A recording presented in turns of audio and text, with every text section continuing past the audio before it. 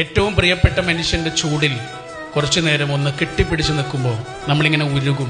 ഒന്നും പറയൊന്നും വേണ്ട. നമ്മളിങ്ങനെ കെട്ടിപ്പിടിക്കുമ്പോൾ ഹഗ് ചെയ്യുമ്പോൾ നമ്മൾ കണ്ണടച്ചു പോകും. അതെന്തുണ്ടെന്നറിയോ? പ്രാർത്ഥിക്കുമ്പോൾ കണ്ണടക്കൂലേ? അതേപോലെ തന്നെ ഈ കെട്ടിപ്പിടിക്കുമ്പോൾ എന്താ സംഭവിക്കണമെന്നറിയോ? നമ്മുടെ ഹൃദയങ്ങൾ അത്രയും അടുത്ത് വരുന്ന വേറൊരു സമയമില്ല എന്നുള്ളത്. ഹൃദയം കൊണ്ട് വേറൊരു ഹൃദയത്തെ കെട്ടിപ്പിടിക്കാൻ കഴിയില്ലല്ലോ. പക്ഷെ മനുഷ്യന്മാർ തമ്മിൽ കെട്ടിപ്പിടിക്കുമ്പോൾ എന്താ സംഭവിക്കണേ? ഹൃദയങ്ങൾ അത്രയും അടുത്ത് വരുന്ന സമയമാണ്. നമുക്ക് ഒറ്റയ്ക്ക് കെട്ടിപ്പിടിക്കാൻ കഴിയില്ലല്ലോ.